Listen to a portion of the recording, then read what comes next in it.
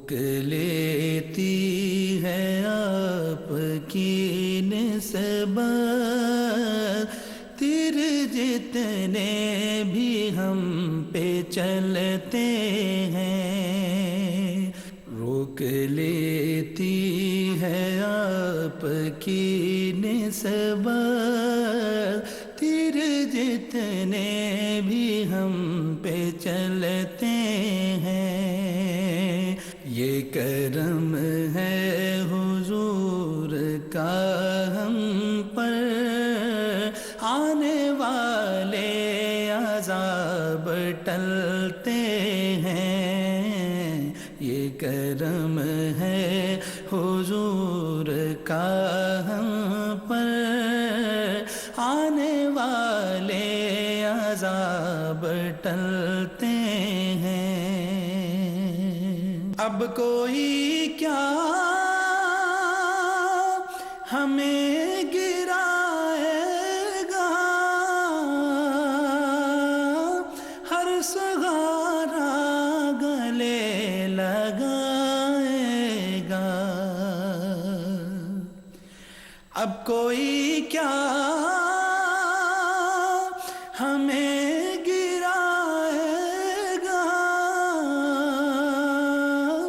ہر سہارا گلے لگائے گا، ہم نے خود کو گرا لیا ہے وہاں، ہم نے خود کو گرا لیا ہے وہاں، گرنے والے جہاں سنبھلتے ہیں، روک لیتی ہے آپ کی نسبت تیر جتنے بھی ہم پہ چلتے ہیں، وہی بھرتے ہیں جھولیاں سب کی، وہ سمجھتے ہیں بولیاں سب کی، وہی بھرتے ہیں جھولیاں سب کی، وہ سمجھتے ہیں بولیاں سب کی، آؤ بازار مصطفیٰ کو چلیں، آؤ بازار مصطفیٰ کو چلیں، کھوٹ سے کہ وہیں پہ چلتے ہیں، آؤ بازار مصطفیٰ کو چلیں، کھوٹ سے کہ وہیں پہ چلتے ہیں، روک لیتی ہے آپ کی نسبت تیر جتنے بھی ہم پہ چلتے ہیں۔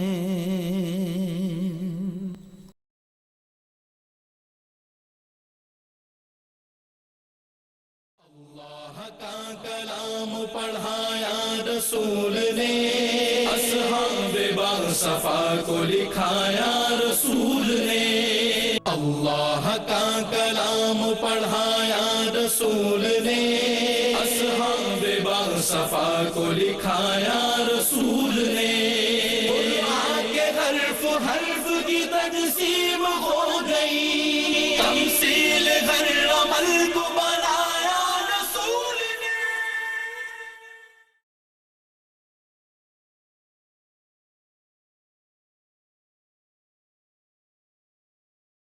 بسم اللہ الرحمن الرحیم، بسم اللہ الرحمن الرحیم، قل هو اللہ احد، قل هو اللہ احد، اللہ الصمد، اللہ الصمد، لم یلد ولم یولد، لم یلد ولم یولد، ولم يكن له كفوا أحد ولم يكن له كفوا أحد الحمد للہ رب العالمین والصلاة والسلام علی سید الانبیاء والمرسلین اما بعد اعوذ باللہ من الشیطان الرجیم بسم اللہ الرحمن الرحیم لیس علیک ہداہم ولکن اللہ یہدی من یشاء وما تنفقوا من خیر فلانفسکم وما تنفقون الا ابتغاء وجہ اللہ وما تنفقوا من خیر یوفى الیکم وانتم لا تظلمون صدق اللہ العظیم اللہم صلی علی محمد وعلی آل محمد وبارک وسلم رب اشرح لی صدری ویسر لی امری واحلل عقدۃ من لسانی یفقہوا قولی واجعل لی وزیرا من اہلی آمین یا رب العالمین۔ ناظرین کرام السلام علیکم ورحمۃ اللہ وبرکاتہ۔ پروگرام بصیرت القرآن میں خوش آمدید۔ آج الحمدللہ پروگرام نمبر 75 آپ کی خدمت میں پیش کر رہے ہیں، اور آج کی نشست میں انشاءاللہ مطالعہ کریں گے سورۃ البقرہ آیات 272 تا 274 کا۔ قاری سلمان صاحب نے ان آیات کی تلاوت کے ذریعے الحمدللہ آج کی اس نشست کا آغاز فرما دیا ہے۔ ہمارے نوجوان ساتھی بھی اس وقت ہمارے ساتھ ہمیشہ کی طرح اسٹوڈیوز میں موجود ہیں، قرآن اکیڈمی سے آتے ہیں، وہاں تعلیم بھی حاصل کر رہے ہیں اور ہماری اس محفل کو رونق بھی بخشتے ہیں۔ آئیے انہیں خوش آمدید کہتے ہیں۔ السلام علیکم ورحمۃ اللہ وبرکاتہ۔ وعلیکم السلام ورحمۃ اللہ۔ خیریت سے ہیں آپ لوگ؟ الحمدللہ ماشاءاللہ۔ جی ناظرین کرام آگے بڑھتے ہیں، اور سب سے پہلے ہمارے پروگرام کی ترتیب کے مطابق ایک مبارک فرمان نبی اکرم صلی اللہ علیہ وسلم کا ہم سب کی ترغیب و تشویق اور یاد دہانی کے لیے آئیے قرآن سیکھیں اس حوالے سے۔ فرمان نبوی صلی اللہ علیہ وسلم، تم میں سے بہترین وہ ہیں جو قرآن کریم سیکھیں اور سکھائیں۔ صحیح بخاری کی روایت ہے، مشہور روایت ہے۔ اللہ تعالی ہمارے اس پروگرام کو اپنی بارگاہ میں بھی قبول فرمائے اور اس حدیث کا ہمیں مصداق بننے کی توفیق عطا فرمائے کہ جہاں آپ صلی اللہ علیہ وسلم نے ارشاد فرمایا تم میں سے بہترین وہ ہیں جو قرآن کریم سیکھیں اور سکھائیں۔ اللہ ہمیں سیکھنے، عمل کرنے اور دوسروں کو بھی سکھانے کی توفیق عطا فرمائے۔ ناظرین کرام آگے بڑھتے ہیں اور آج کی زیر مطالعہ آیات کا ترجمہ سمجھتے ہیں۔ آج ہم مطالعہ کر رہے ہیں البقرہ آیات 272 تا 274 کا۔ اب آئیے ان آیات کا ترجمہ سمجھتے ہیں۔ ارشاد ہوا، آپ صلی اللہ علیہ وسلم کے ذمے نہیں ہے ان کو ہدایت دینا، لیکن اللہ جسے چاہتا ہے ہدایت دیتا ہے، اور تم جو مال خرچ کرتے ہو تو اپنے ہی بھلے کے لیے خرچ کرتے ہو، اور تم خرچ نہیں کرتے مگر صرف اللہ کی رضا کے حصول کے لیے، اور تم جو کچھ بھی خرچ کرتے ہو مال میں سے وہ پورا پورا تمہیں لوٹا دیا جائے گا اور تم پر کوئی ظلم نہ کیا جائے گا۔ انفاق ان فقیروں کے لیے ہے جو روکے گئے ہیں اللہ کی راہ میں، وہ فرصت نہیں رکھتے کہ معاش کے لیے زمین میں چل پھر سکیں۔ ایک ناواقف انہیں خوشحال سمجھتا ہے ان کے سوال نہ کرنے کی وجہ سے، تم انہیں پہچان سکتے ہو ان کے چہروں سے، وہ نہیں مانگا کرتے لوگوں سے لپٹ کر، اور تم جو کچھ بھی خرچ کرتے ہو مال میں سے تو بے شک اللہ اسے جانتا ہے۔ جو لوگ خرچ کرتے ہیں اپنے مال رات اور دن میں چھپے اور کھلے تو ان کا اجر ان کے رب کے پاس محفوظ ہے، اور نہ انہیں کچھ خوف ہوگا اور نہ ہی وہ غمگین ہوں گے۔ ناظرین کرام یہ ترجمہ سورۃ البقرہ آیات 272 تا 274 کا۔ اب آئیے ترتیب کے مطابق آگے چلتے ہیں اور ربط آیات کو جاننے کی کوشش کرتے ہیں۔ آئیے نوجوان ساتھیوں سے پوچھ لیتے ہیں دہرانے کے لیے ربط آیات کا کیا مفہوم ہوتا ہے ہماری اس نشست میں؟ جی ساتھ سر، ربط آیت سے مراد یہ ہے کہ پچھلی آیت کا اس آیت کے ساتھ کیا تعلق ہے، کیا ربط ہے؟ ماشاءاللہ، ربط آیات کا تعلق یہ ہے، ربط آیات کا مفہوم یہ ہے کہ پچھلی آیات جو ہم سمجھ چکے ہیں ان کا آج کی زیر مطالعہ آیات سے کیا ربط ہے، کیا تعلق ہے، کیونکہ قرآن ایک بڑا مربوط کلام ہے اللہ رب العالمین کی طرف سے، اور جیسے جیسے ہم آگے بڑھ رہے ہیں قرآن کا یہ مربوط ہونا اور ہم پر واضح ہوتا چلا جا رہا ہے، اور ہر نشست میں جیسے کہ آپ کے علم ناظرین کرام کہ ہم یہ ربط آیات کو جاننے کی کوشش کرتے ہیں۔ آئیے آج کے زیر مطالعہ آیات کا پچھلی آیات سے ربط کیا ہے اس کو جاننے کی کوشش کریں۔ لکھا ہے، گزشتہ آیات میں شیطان کی سازش اور انفاق پر اللہ تعالیٰ کی بشارتوں کا ذکر تھا۔ ہم نے سمجھا تھا کہ شیطان جو ہے وہ ڈراتا ہے، تو اللہ کی راہ میں خرچ کرو گے تو تنگ دست ہو جاؤ گے، جبکہ اللہ تعالیٰ بشارتیں دیتا ہے اپنے فضل کی اور اپنی نعمتوں کی اور اپنے انعامات کی کہ تم اللہ کی راہ میں خرچ کرو گے تو اللہ بڑھا چڑھا کر تمہیں عطا فرمائے گا۔ تو یہ ہم نے گزشتہ آیات میں سمجھا کہ شیطان کی سازش اور انفاق پر اللہ تعالیٰ کی بشارتوں کا ذکر تھا۔ اب یعنی آج کی آیات میں ہم سمجھ رہے اب مالی انفاق کے بارے میں مزید ہدایات کا بیان ہے، کن کو تمہیں دینا چاہیے، کس نیت کے ساتھ تمہیں دینا چاہیے، یہ ہدایات ہیں جو آج کی نشست میں انشاءاللہ ہمارے سامنے آئیں گی۔ ربط آیات کے بعد ناظرین کرام تعارف پر چلتے ہیں، کن موضوعات پر گفتگو رہے گی، آئیے تعارف کے ذیل میں ان کو سمجھتے ہیں۔ پہلی بات تعارف کے حوالے سے لکھی ہے، انفاق میں اخلاص نیت کا بیان، کہ جو عمل کریں انفاق بھی اس میں شامل ہے، وہ خالص اللہ کی رضا کے لیے ہو۔ دوسری بات، مالی انفاق کے اصل حقداروں کا ذکر، کون ہمارے انفاق کے سب سے زیادہ حقدار ہیں، ڈیزرونگ ہیں، ان کا تذکرہ آئے گا۔ تیسری اور آخری بات، دن رات انفاق کرنے کا تذکرہ، یعنی ہمیشہ اور باقاعدگی سے انفاق کرنے کا بیان آئے گا آج کی نشست میں انشاءاللہ تعالی۔ ناظرین کرام تعارف کے بعد تجزیے کا موقع ہوتا ہے، یعنی ہر آیت میں کس موضوع پر گفتگو رہے گی، اس کو ہم کہتے ہیں آیات کا تجزیہ۔ آیات 272 تا 274 کا تجزیہ آئیے سمجھتے ہیں۔ سب سے پہلے آیت 272 ہے، صرف اللہ تعالیٰ کی رضا کے لیے انفاق کیا جائے، وہی اخلاص نیت کا بیان ہے۔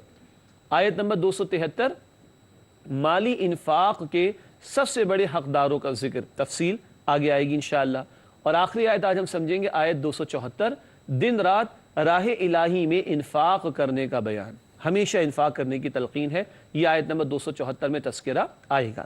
ناظرین کرام الحمدللہ ترجمہ، ربط آیات، تعارف اور آیات کا تجزیہ، ان تمہیدی نکات کے بعد اور تمہیدی گفتگو کے بعد اب آئیے ایک ایک آیت کا ترجمہ اور اس کی تشریح کو سمجھنے کی کوشش کرتے ہیں۔ سب سے پہلے البقرہ آیت نمبر 272 کا مطالعہ کریں گے، آئیے سمجھتے ہیں۔ رب العالمین نے ارشاد فرمایا، لیس علیک ہداہم ولکن اللہ یہدی من یشاء وما تنفقوا من خیر فلانفسکم وما تنفقون الا ابتغاء وجہ اللہ وما تنفقوا من خیر یوفى الیکم وانتم لا تظلمون۔ سورۃ البقرہ آیت نمبر 272 ہے، آئیے اس کا ترجمہ دہراتے ہیں۔ ارشاد ہوا، آپ صلی اللہ علیہ وسلم کے ذمے نہیں ہے ان کو ہدایت دینا، لیکن اللہ جسے چاہتا ہے ہدایت دیتا ہے، اور تم جو مال خرچ کرتے ہو تو اپنے ہی بھلے کے لیے خرچ کرتے ہو، اور تم خرچ نہیں کرتے مگر صرف اللہ کی رضا کے حصول کے لیے، اور تم جو کچھ بھی خرچ کرتے ہو مال میں سے وہ پورا پورا تمہیں لوٹا دیا جائے گا اور تم پر کوئی ظلم نہ کیا جائے گا۔ ناظرین کرام یہ ترجمہ سورۃ البقرہ آیت نمبر 272 کا۔ اب آئیے اس آیت کی تشریح کے نکات کو سمجھنے کی کوشش کرتے ہیں۔ سب سے پہلی بات لکھی گئی ہے تشریح میں، انصار مدینہ کا غیر مسلم رشتہ داروں کی مدد کے حوالے سے سوال۔ سورۃ البقرہ مدنی سورت ہے، اور انصار کون لوگ تھے؟ جو صاحب ایمان جنہوں نے مکہ مکرمہ سے ہجرت کرنے والے مہاجرین کی مدد کی تھی، اس لیے ان کو انصار کہتے ہیں، انصار مدد کرنے والے۔ انصار مدینہ نے ایک سوال یہ کیا کہ جب انفاق کا اتنا حکم دیا جا رہا ہے تو ہمارے کچھ غیر مسلم رشتہ دار بھی ہیں جو بھی اسلام نہیں لائے، تو کیا غیر مسلموں کی مدد کی جا سکتی ہے یا نہیں؟ یہ سوال بعض صحابہ کرام کی طرف سے آیا، اس پر اللہ رب العالمین نے رہنمائی عطا فرمائی کہ اگر کسی دوسرے نے ہدایت اختیار نہیں کی تو آپ سے اس ہدایت کے بارے میں سوال نہیں ہوگا۔ خطاب تو اللہ کے رسول سے ہے صلی اللہ علیہ وسلم، مگر سوال کہاں سے آیا تھا؟ انصار مدینہ صحابہ کرام کی طرف سے، تو انہیں اور ہمیں بھی ہدایت دی جا رہی ہے کہ کسی کا غیر مسلم ہونا، کسی کا غیر مسلم ہونا ایک الگ شے ہے، اور انفاق کرنا، کسی کی مدد کرنا، یہ دوسری بات ہے۔ تو کوئی اگر ہدایت پر نہیں آ رہا وہ اس کا اپنا چوائس، اپنا اختیار ہے، لیکن تمہیں اگر اللہ نے وہ سعادت عطا فرمائی تو دوسروں کی مدد کرنی چاہیے، چاہے وہ غیر مسلم ہی کیوں نہ ہو، اگر اس کی حاجت ہے تو اس کو پورا کرنا چاہیے۔ یہ ہے سوال، اور یہ اس کا جواب پس منظر میں یہ بات مفسرین نے بیان فرمائی۔ اسی کو سمجھ لیں ناظرین کرام، شان نزول کسے کہتے ہیں؟ شان نزول یہ الفاظ ہم استعمال کرتے ہیں نا فہم قرآن میں۔ شان نزول کا مطلب یہ ہوتا ہے کہ کوئی آیت کس موقع پر نازل ہوئی، کس سوال کے نتیجے میں نازل ہوئی، کیا واقعہ پیش آ گیا تو وہ نازل ہوئی۔ تو یہ گویا کہ شان نزول ہے کہ ایک سوال اٹھا اور اللہ رب العالمین نے رہنمائی عطا فرما دی۔ مزید یہاں لکھا ہے کہ غیر مسلموں کو نفلی صدقات دیے جا سکتے ہیں۔ زکوٰۃ فرض ہے، صدقہ فطر واجب ہے۔ زکوٰۃ فرض ہے، صدقہ فطر واجب ہے، تو فرض اور واجب جو صدقات ہیں وہ تو مسلمانوں کو ہی دیے جائیں گے، اس کے پیچھے تفاصیل ہیں احادیث میں، لیکن غیر مسلموں کی مدد کی جائے گی ادر دین زکوٰۃ۔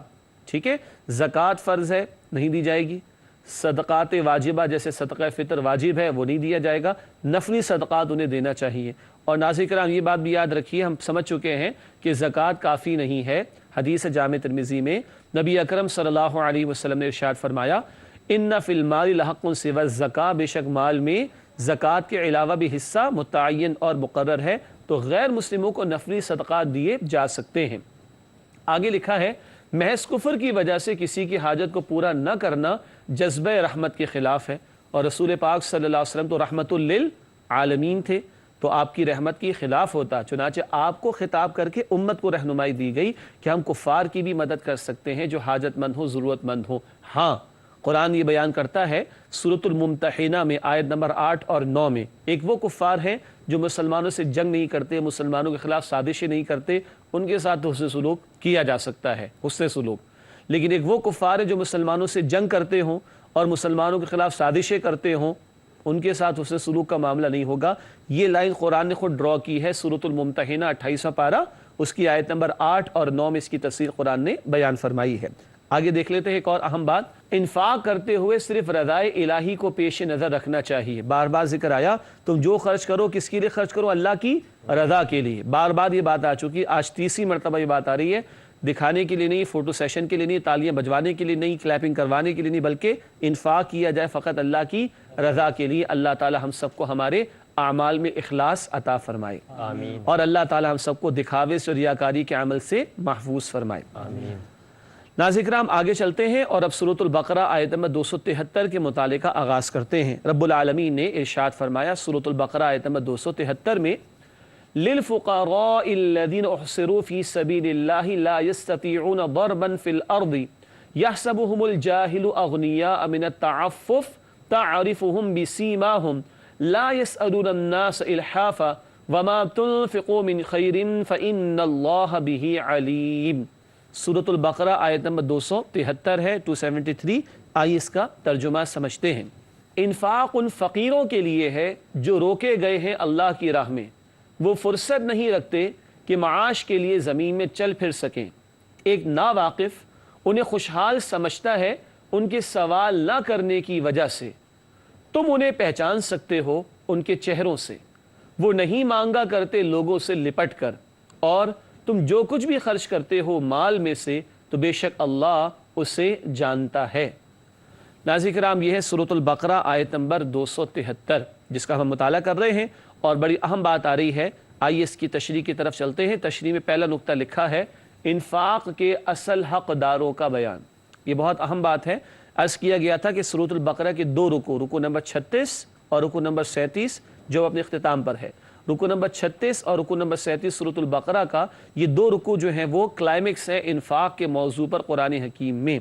ہم یہ سمجھ چکے کہ انفاق کی اہمیت کیا ہے، انفاق کی فضیلت کیا ہے، انفاق کی حفاظت کیسے کرنی ہے، انفاق ضائع کیسے ہو جاتا ہے، اخلاص کی کتنی اہمیت ہے، اخلاص کی مثال کیا ہے، اور ریاکاری کی کتنی مذمت ہے اور ریاکاری کی مثال کیا ہے۔ یہ موضوعات تو آ گئے۔ اب ایک آخری مسئلہ یہ ہے کہ انفاق فی سبیل اللہ کے سب سے بڑے حقدار کون ہیں، ان حقداروں کا تذکرہ اس آیت میں آ رہا ہے۔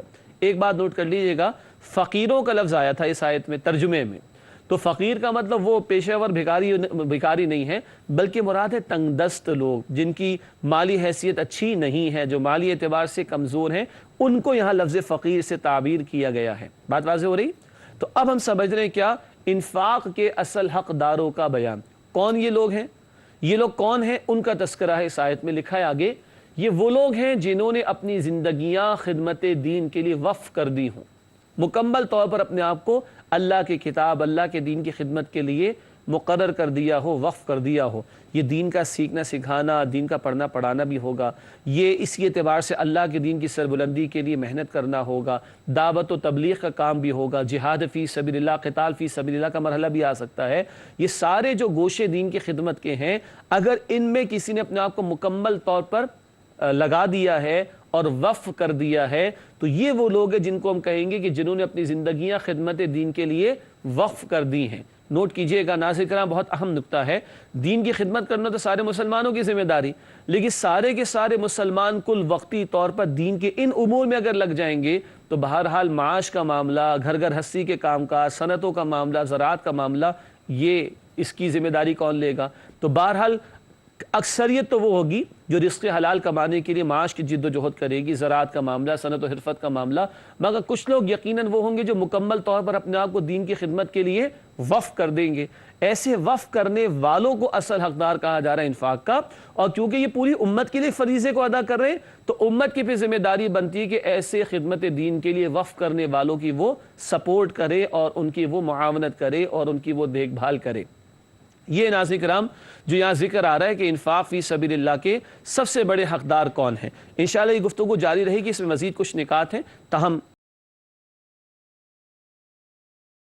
بریک سے پہلے ہم بات کر رہے تھے سورۃ البقرہ آیت نمبر 273 کے حوالے سے 273 ذکر یہ تھا کہ انفاق فی سبیل اللہ کے سب سے بڑے حقدار کون ہیں۔ تذکرہ آیا کہ جو لوگ اپنے آپ کو مکمل طور پر، اپنی زندگیوں کو مکمل طور پر خدمت دین کے لیے وقف کر دیں اور اس وجہ سے معاش کی جد و جہد نہ کر سکیں، وہ انفاق فی سبیل اللہ کے سب سے بڑے حقدار ہیں۔ اور ایسے لوگ کیونکہ امت کے بہاف پر دین کی خدمت کی مکمل اعتبار سے ذمہ داری ادا کرنے کی کوشش کرتے ہیں، تو امت کو یہ توجہ دلائی جا رہی ہے کہ ایسے لوگوں کی پھر وہ کفالت کرے، ایسے لوگوں پر اپنے مال کو خرچ کرے اور ان کے ساتھ تعاون کرے۔ آئیے اپنی تشریح کی طرف چلتے ہیں اور بات کو مزید آگے بڑھاتے ہیں۔ اگلا نقطہ تشریح میں لکھا ہے، خدمت دین میں مشغولیت کی وجہ سے معاش کی جد و جہد ان کے لیے ممکن نہیں رہتی۔ کوئی درس و تدریس میں مشغول ہے، کوئی دارالافتاء میں بیٹھا ہوا ہے، کسی نے خطابت کی ذمہ داری سنبھالی رکھی ہے، کوئی دعوت و تبلیغ کے مرحلے میں لگا ہوا ہے، کوئی کبھی کسی موقع پر قتال فی سبیل اللہ میں لگا ہوا ہوگا۔ اب یہ گوناگوں قسم کی جو مصروفیات ہیں، مختلف نوع کی جو مصروفیات ہیں، ان میں مشغول ہونا بھی ضروری ہے تاکہ دینی ذمہ داریاں تقاضے پورے ہوں۔ اب جب ان میں مشغول ہو جائیں گے تو معاش کی جد و جہد کے لیے 9 to 5 کام کرنا ان کے لیے ممکن نہ رہ سکے گا۔ اس لیے کہا جا رہا ہے کہ یہ انفاق فی سبیل اللہ کے سب سے بڑھ کر حقدار ہیں۔ آگے لکھا ہے تشریح میں، نیز ایسے لوگ پیشہ ور لوگوں کی طرح لپٹ لپٹ کر مانگتے بھی نہیں۔ مراد کیا ہے؟ ایک وہ پیشہ ور یعنی پروفیشنل بھکاری ہوتے ہیں، اللہ معاف کرے، جو کبھی کبھی مذہبی لبادہ بھی اوڑھ لیتے ہیں اور مذہب کے نام پر بے وقوف بنا کر پیسہ کمانے کی کوشش کرتے ہیں۔ اللہ تعالیٰ ایسے ڈاکوؤں سے، معاف کیجیے گا، ایسے چوروں سے ہم سب کی حفاظت فرمائے۔ یہاں قرآن کیا کہہ رہے ہیں؟ لپٹ لپٹ کر سوال نہیں کرتے ہیں، پیشہ ور نہیں ہے، بلکہ امت کو ایسے لوگوں کو تلاش کر کے ان کی مدد کرنا چاہیے۔ اس پر بھی دین توجہ دلاتا ہے۔ آخری بات لکھی ہے، نیز ان کے ظاہری حالات سے بھی ان کی حاجت کا اندازہ ہو جاتا ہے۔ ظاہر بات، ایک شخص نظر آ رہا ہے کہ صبح سے لے کے شام یا صبح سے لے کے رات دین کے پڑھنے پڑھانے میں، سیکھنے سکھانے میں، دعوت میں، تبلیغ میں اور امور میں لگا ہوا ہے اور مستقل لگا ہوا ہے، تو خود ہی معلوم ہو جائے گا کہ معاش کی جد و جہد کرے گا تو کیسے کرے گا۔ تو اب افراد امت کی ذمہ داری بنتی ہے کہ ایسے لوگوں کو سپورٹ کریں۔ ہاں، اس کے لیے اجتماعی ادارے بھی قائم ہو سکتے ہیں، انسٹیٹیوشنز بھی ڈیولپ ہو سکتے ہیں، وہاں لوگ اپنی ڈونیشنز دیں گے، سادہ الفاظ میں چندہ کہہ دیا جاتا ہے، وہاں لوگ اپنے مال کا انفاق کریں گے، پھر وہ ادارہ ایسے لوگوں کی کفالت کرے، یہ بہت اچھی بات۔ اور بہترین بات کیا ہو؟ اسلامی حکومت قائم ہو اور اسلامی حکومت ایسے لوگوں کے وظیفے مقرر کرے اور اسلامی حکومت ایسے لوگوں کی کفالت کرے، تو یہ امت کے بہاف پر ہی امت کی ذمہ داریوں کی ادائیگی کے لیے ایسے لوگوں کی خدمت کا معاملہ ہو جائے گا، ایسے لوگوں کے ساتھ تعاون کا معاملہ ہو جائے گا جنہوں نے اپنے آپ کو خدمت دین کے لیے وقف کر رکھا ہے۔ ناظرین کرام، یہ ہے البقرہ آیت نمبر 273 جس کی تشریح ہم نے سمجھی۔ اب آئیے آج کی زیر مطالعہ آیات میں سے آخری آیت کا مطالعہ کرتے ہیں۔ البقرہ آیت نمبر 274، ارشاد ہوا، الذین ينفقون اموالهم باللیل والنہار سرا وعلانیۃ فلہم اجرہم عند ربہم ولا خوف علیہم ولا هم یحزنون۔ سورۃ البقرہ آیت نمبر 274 ہے، آئیے اس کا ترجمہ سمجھتے ہیں۔ ارشاد ہوا، جو لوگ خرچ کرتے ہیں اپنے مال رات اور دن میں، چھپے اور کھلے، تو ان کا اجر ان کے رب کے پاس محفوظ ہے اور نہ انہیں کچھ خوف ہوگا اور نہ ہی وہ غمگین ہوں گے۔ چھپے اور کھلے کے الفاظ آئے، یعنی پوشیدہ طور پر بھی اور ظاہری طور پر بھی، یہ اس میں مراد تھی۔ ناظرین کرام، یہ ہے البقرہ آیت نمبر 274 کا ترجمہ، آخری آیت ہے جس کا آج ہم مطالعہ کر رہے ہیں۔ آئیے اس کی تشریح کو جاننے کی کوشش کرتے ہیں۔ سب سے پہلی بات تشریح میں لکھی ہے، انسان کی دولت کا بہترین استعمال یہ ہے کہ اسے اللہ تعالیٰ کی راہ میں خرچ کرے۔ بدترین استعمال اگلی نشست میں پڑھیں گے، وہ سود پر لگا دیں، وہ اگلی آیت میں بات آئے گی انشاءاللہ تعالیٰ۔ مال موجود ہو، اضافی ہو، تو اس اضافی مال کا بہترین استعمال کیا ہے؟ اللہ تعالیٰ کی راہ میں خرچ کریں، کیونکہ جب اللہ کے بینک میں جمع ہو جائے گا، بینک آف اللہ انلمیٹڈ، ناظرین کرام اسلام نے استعمال کی تھی بینک آف اللہ انلمیٹڈ میں، تو 700 گنا اور اس سے بھی بڑھ کر ہے جو اللہ تعالیٰ عطا فرمائے گا. یہ بھی ہم پڑھ چکے ہیں البقرہ آیت نمبر 261-261 میں. تو بہترین مصرف، بہترین استعمال، اضافی مال جو ہمارے پاس موجود ہے اس کا کیا ہے کہ اس کو اللہ کی راہ میں خرچ کیا جائے. آگے لکھا ہے ایک حدیث کے حوالے سے جو بخاری اور مسلم دونوں میں ہے. نبی پاک صلی اللہ علیہ وسلم کی حدیث کے مطابق وہ شخص قابل رشک ہے جسے اللہ نے دولت دی اور دن رات اسے خرچ کرے. رشک کا مطلب کیا ہوتا ہے اس کو بھی سمجھ لیتے ہیں. ایک لفظ ہوتا ہے حسد، جیلیسی، دوسرے کو دیکھ کے جلنا. کسی کی گاڑی دیکھی، کسی کا مکان دیکھا، کسی کی دولت دیکھی اور جلنا شروع ہو گئے، اس کو کیوں مل گئی؟ یہ حرام ہے، حسد کرنا حرام ہے. اس سے تو ہم بچنے کی دعا بھی کرتے ہیں نا، وَمِن شَرِّ حَاسِدٍ اِذَا حَسَد، آخری پارے میں سورۃ الفلق میں. تو حسد تو ہے حرام، کسی کے پاس کچھ دیکھا اور جلنا شروع ہو جائیں. رشک کیا ہے؟ کسی کے پاس کوئی شے دیکھی، جلن تو پیدا نہیں ہوئی لیکن میرے پاس بھی ہو جائے، تو یہ حسد تو خیر نہیں لیکن یہ رشک ہے. رشک بھی 2 افراد پر جائز ہے. یہاں ایک کی بات ہے، مال کے خرچ کی بات ہے نا، حدیث پوری یہ بخاری مسلم کی. 2 افراد پر رشک جائز ہے. ایک وہ جس کو اللہ نے قرآن کی دولت دی ہو، جس کو اللہ نے قرآن کی دولت دی ہو، دن رات اس کے سیکھنے سکھانے میں مشغول ہو. اور دوسرا یہ جسے اللہ نے دولت دی ہو اور دن رات اللہ کی راہ میں وہ خرچ کرے. تو ہمارا بھی دل کرے کہ ہم بھی ایسے ہی ہو جائیں. کسی کی گاڑی کو دیکھ کر میں کہوں جلن تو پیدا نہیں ہو رہی لیکن میرے پاس بھی آ جائے، نہ نہ نہ. کسی کے محل کو دیکھ کر جلن تو نہیں ہو رہی، میرے پاس بھی ایسا محل آ جائے، نہ. صرف 2 پہ رشک جائز ہے. ایک جسے قرآن کی دولت ملی اور دن رات قرآن کی سیکھنے سکھانے میں لگا ہو، اور نمبر 2 جسے دولت ملی مال کی اور دن رات اللہ کی راہ میں خرچ کرتا ہو. اللہ ایسے لوگوں میں ہمیں شامل فرما دے. آخری نقطہ تشریح میں لکھا ہے خوف کا تعلق مستقبل اور غم کا تعلق ماضی سے ہوتا ہے. ذکر آئے نا، نہ انہیں کوئی خوف ہوگا نہ وہ غمگین ہوں گے. کون؟ جنہوں نے مال لگا دیا اللہ کی راہ میں، نہ کوئی خوف ہوگا نہ ان کو غم ہوگا. خوف کس سے متعلق ہے؟ مستقبل. کیا مطلب؟ چلا گیا، کل کیا ہوگا؟ کل بہت اچھا ہوگا. کیوں؟ اللہ بڑھا چڑھا کر واپس عطا فرمائے گا، تو کل کا خوف ختم. غم کیا؟ میرا مال چلا گیا. بھائی دنیا میں کوئی چیز ہمارے ہاتھ سے نکل جائے تو غم ہوتا ہے نا. بندے مومن کو غم کیوں نہیں ہوگا؟ کہاں چلے گیا؟ بالکل صحیح جگہ گیا، بالکل صحیح جگہ گیا، نہ چوری ہوگی نہ ڈاکہ ہوگا وہاں پر، اور اللہ کے ہاں وہ ہمیشہ کے لیے محفوظ ہو جائے گا اور اللہ اس کا اجر بڑھا چڑھا کر مجھے عطا فرمائے گا. الحمدللہ. ناظرین کرام، آج کی زیر مطالعہ آیات البقرہ آیات 272 تا 274 کا مطالعہ مکمل ہوا. اب فارمیٹ کے مطابق اگلا حصہ ہے سوال و جواب کا. آئیے ہمارے نوجوان ساتھیوں کی طرف چلتے ہیں اور ان سے دریافت کرتے ہیں کہ وہ ہم سے کیا سوال آج کرنا چاہیں گے. جی پہلا سوال کون کر رہا ہے؟ جی سر آپ. سر کچھ لوگ ایسے ہیں جن کو اللہ تعالیٰ نے صاحب حیثیت بنایا، مال و دولت سے نوازا ہے، تو وہ اللہ کی راہ میں انفاق تو کرتے ہیں لیکن دین کے جو دوسرے فرائض ہیں وہ ادا نہیں کرتے. تو اس حوالے سے کیا مثلا کوئی فریضہ آپ کے ذہن میں ہے؟ جیسے کہ انفاق کر رہے ہیں لیکن یہ کہ نماز میں کوتاہی ہے، فجر کی نماز یہ دیگر. ماشاءاللہ ماشاءاللہ، بہت پیاری بات آئی کہ انفاق تو کر رہے ہیں، جس پر بیان پچھلی 2 نشستوں سے آ رہا ہے، آج بھی آیا، آئندہ بھی آئے گا انشاءاللہ تعالی. انفاق تو ہو رہا ہے، اللہ کی راہ میں مال تو خرچ کریں، زکوٰۃ بھی ادا کی، صدقات بھی دیے اور ویسے بھی اللہ کی راہ میں خرچ کیا. قربانی کا موقع ہے، بقرہ عید کے موقع میں قربانی بڑے اچھے جانور کی پیش کر دی الحمدللہ، لیکن دیگر فرائض سے وہ روح گردانی کر رہے ہیں. تو آئندہ نشست میں ہم پڑھیں گے تو نماز کا بیان بھی آئے گا اور زکوٰۃ کا بیان بھی آئے گا. اقیم الصلاۃ وآتوا الزکاۃ، یہ بھی آتا ہے قرآن میں، نماز قائم کرو، زکوٰۃ ادا کرو. اور ہم پڑھ چکے ہیں البقرہ کی آیت نمبر 208 میں ادخلوا فی السلم کافۃ. البقرہ آیت نمبر 208، اسلام میں پورے کے پورے داخل ہو جاؤ. تو زکوٰۃ کا حکم کس کا ہے؟ اللہ کا. تو نماز کا حکم کس کا ہے؟ اللہ کا. روزے کا حکم کس کا ہے؟ اللہ کا. تو مال حرام سے بچنے کا حکم کس کا ہے؟ اللہ کا. تو یہ پورا پیکج ہے نا. ہاں جب ہم ایک معاملے پر بات کریں گے، ایک عبادت کے حوالے سے بات کریں گے، ایک حکم کے حوالے سے بات کریں گے تو اس پر توجہ زیادہ دلائی جائے گی. قرآن بھی دلا رہا ہے انفاق پر، لیکن اس کا یہ مطلب نہیں کہ دیگر احکامات کو چھوڑ دیا جائے نہ. اور ہم یہ کہیں گے انفاق کرنے والا انفاق جاری رکھے، وہ یہ نہ کہا کہ نماز ہی پڑھو تو انفاق بھی چھوڑ دوں، ایسا نہ کرے. انفاق جاری رکھے مگر نماز کی بھی ادائیگی کرے اور دیگر فرائض و واجبات پر عمل کرے اور حرام سے بچنے کا اہتمام کرے. ٹھیک ہے جی. اگلا سوال کیا ہے؟ میرا سوال یہ ہے کہ اس میں ابھی بیان ہوا کہ اللہ جس سے چاہتا ہے ہدایت دیتا ہے، تو ایسا خیال آتا ہے کہ جو لوگ گمراہ ہیں، جنہیں ہدایت نہیں ہے، تو کیا وہ بھی اللہ کی طرف سے ہی ہے؟ اللہ اکبر.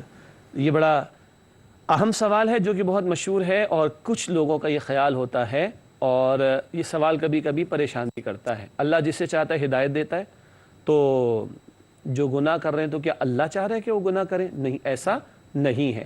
اللہ کا ایک قانون ہدایت ہے جو ہم کئی مرتبہ پڑھ چکے ہیں، سمجھ چکے ہیں اور اشارہ بھی اس پر ہو چکا۔ مثلا قرآن فرماتا ہے سورہ شورا آیت نمبر 13 25 پارے میں، 25واں پارہ سورہ شورا آیت نمبر 13 میں، یہدی الیہ من ینیب، اللہ ہدایت اسے عطا فرماتا ہے جو اللہ کی طرف رجوع کرے۔ تو جس میں طلب و تڑپ ہوگی صحیح راہ پر آنے کی، اللہ اس کو ہدایت کی طرف لے جائے گا۔ قرآن مزید فرماتا ہے سورۃ الصف آیت نمبر 5 میں، 28واں پارہ سورۃ الصف آیت نمبر 5، فرمایا فلما زاغوا ازاغ اللہ قلوبہم، جب انہوں نے خود ٹیڑھ اختیار کی تو اللہ نے ان کے دلوں کو ٹیڑھا فرما دیا۔ اللہ نے کب ان کے دلوں کو ٹیڑھا فرما دیا؟ جب وہ خود ٹیڑھ اختیار کر بیٹھے، جان بوجھ کر اللہ کے کلام کو، اللہ کے احکامات کو رد کیا یا فراموش کیا، تو اللہ نے ہدایت ان سے واپس لے لی۔ دنیا کا بھی قانون ہے نا، اگر ایک صلاحیت ہمارے پاس ہے، کسی کا میتھس کی صلاحیت ہے، اگر وہ کرتا رہے گا تو پریکٹس سے بڑھتا رہے گا سلسلہ۔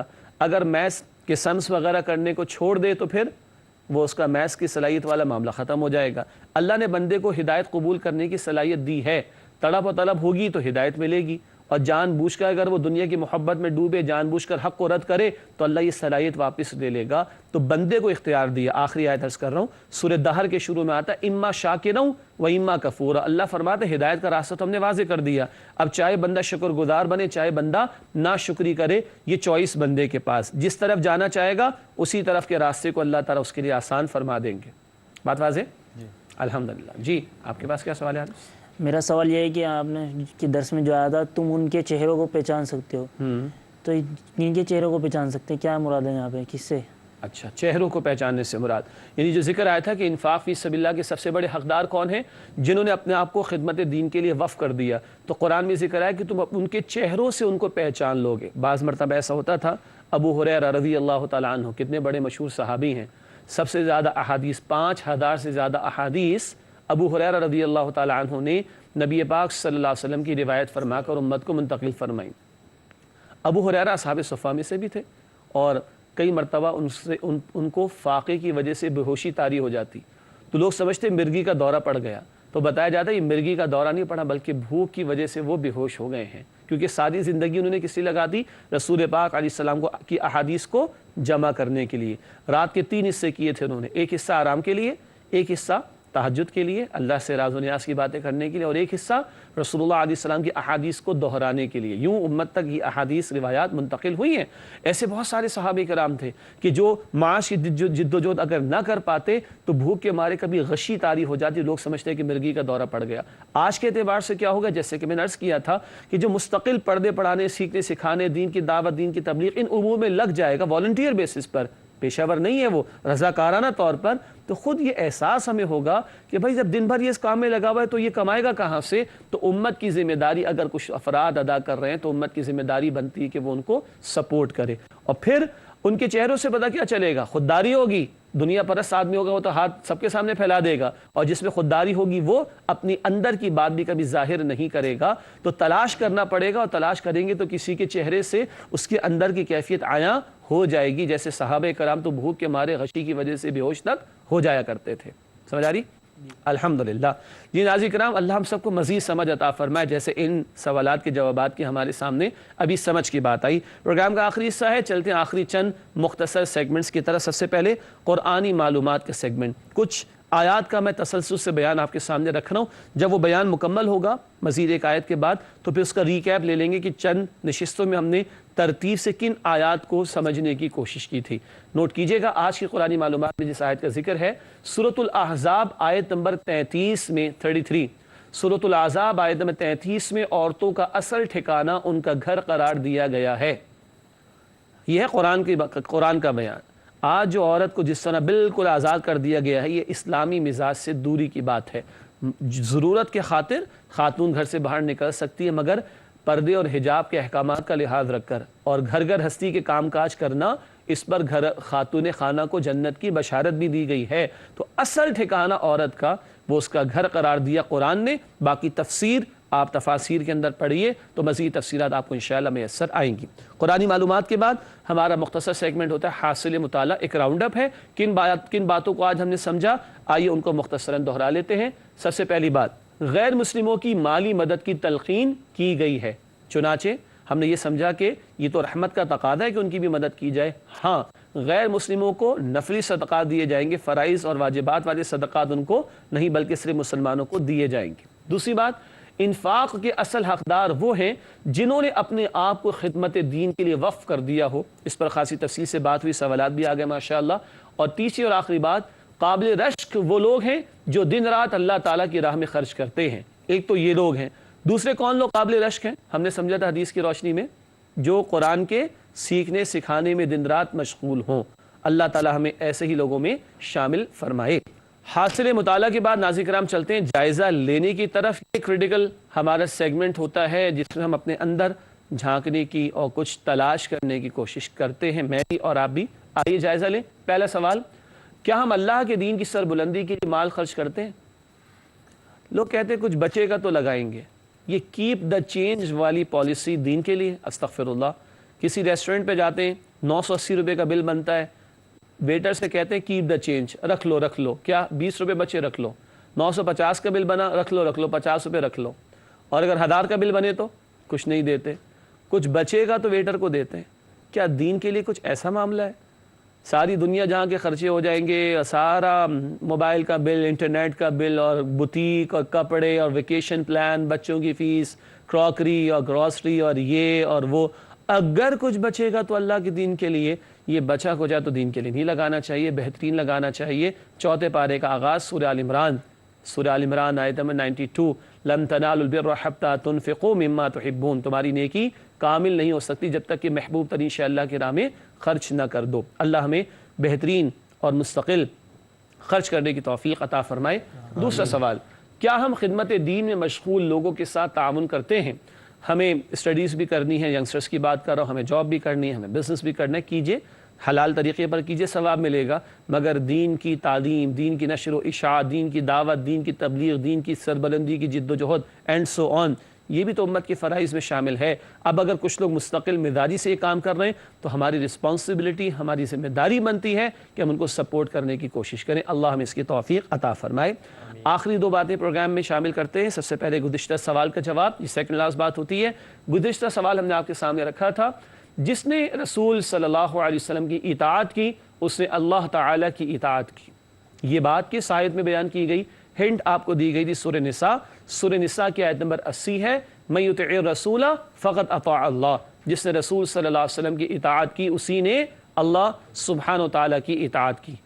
آئیے آج کا سوال نوٹ کر لیجئے. آج کا سوال آپ کی خدمت میں رکھتے ہیں. لکھا ہے, نبی کریم صلی اللہ علیہ وسلم جو کچھ ارشاد فرماتے ہیں وہ وحی کے مطابق ہوتا ہے. یہ بات کس آیت میں بیان کی گئی ہے؟ آج کے لیے ہنٹ نوٹ کر لیں, 27واں پارہ نمبر 27, نبی کریم صلی اللہ علیہ وسلم جو کچھ ارشاد فرماتے ہیں وہ وحی کے مطابق ہوتا ہے. یہ بات کس آیت میں بیان کی گئی ہے؟ اگلے پروگرام میں اس کا جواب انشاءاللہ آپ کی خدمت میں پیش کریں گے. ناظرین کرام, اسی کے ساتھ ہمارے پروگرام کا وقت مکمل ہوتا ہے. آپ ساتھیوں کا بہت شکریہ, جزاکم اللہ خیرن کثیرا. اللہ آپ کے علم اور عمل میں اضافہ عطا فرمائے. ناظرین کرام, اللہ تعالیٰ سے دعا ہے کہ اللہ تعالیٰ ہم سب کو اپنے کلام مبین کے ساتھ ہمارے تعلق کو مزید مضبوط کرنے کی توفیق عطا فرمائے. آمین یا رب العالمین. وآخر دعوانا ان الحمدللہ رب العالمین. والسلام علیکم ورحمۃ اللہ وبرکاتہ.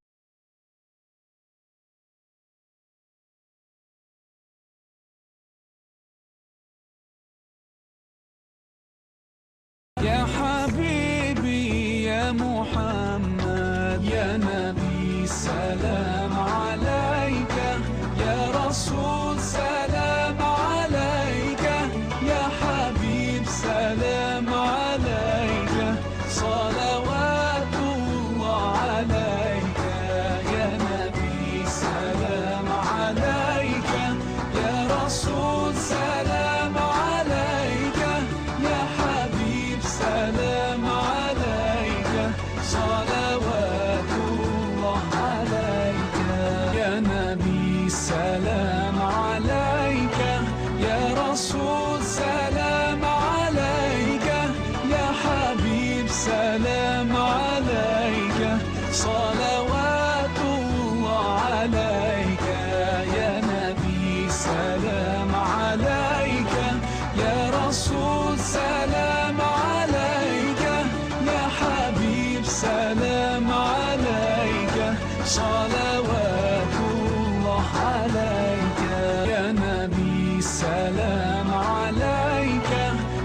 رسول